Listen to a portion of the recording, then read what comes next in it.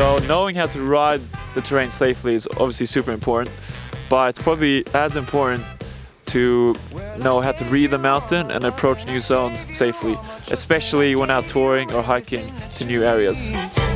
But you only told me lies and you made me realize that, babe, you ain't no good for me. So first things first, before you head out to the backcountry, you're gonna check your beacons. So you gotta check your battery levels before you even go out anywhere.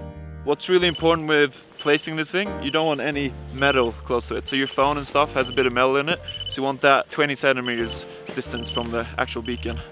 Yeah, and then you do your checks, so you gotta check your buddies.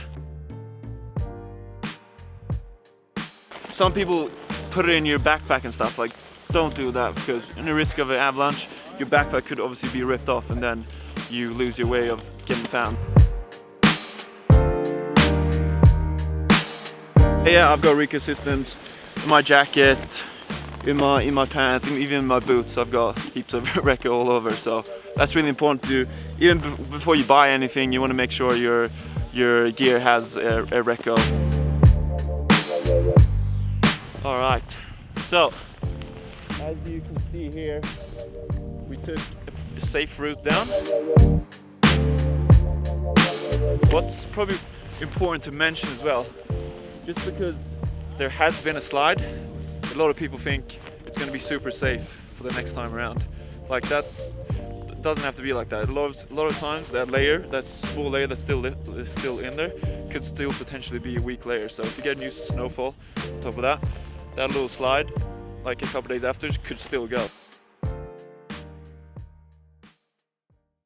So now I can see Adam up there. I'm going to give him a wave, and then we keep an eye on him coming down. Here he goes.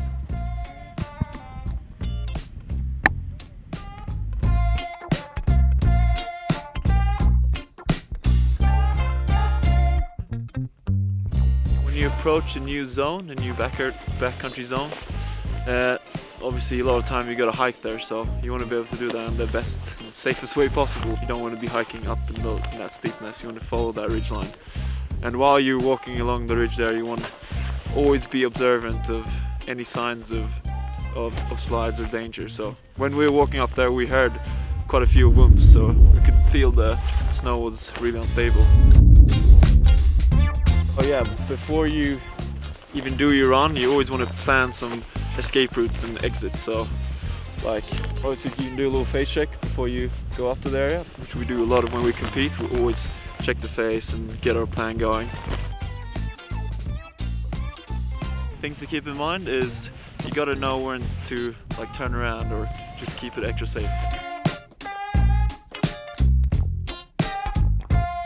So as I'm walking up here, I can see the snow is a bit warmer because it's a south-facing slope.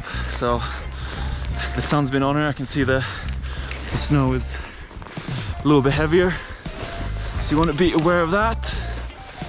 So always be observing when you're walking up on your hikes and try to make the right decisions. Yeah, so sometimes you just gotta make some smart decisions. Right now we decided not to cross this because we have people below us and there's a lot of snow here. It's very loaded, so we decided to strap on here and make our way down. And we're gonna begin our traverse down.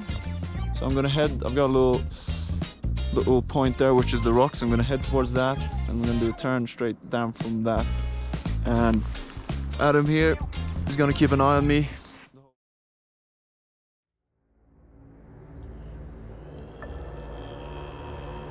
Every time I'm about to drop into a line, I try to imagine the worst case scenario always. So I try to be like, okay, it's the worst day, you've got like the worst luck today, what's gonna happen? And you know, you see all the slabs, all the rocks, all the potential things that meant to come down, all the places where you could fall. And I try to see if there is a way around it in a way. If one of those events happened, if you could find a solution around it.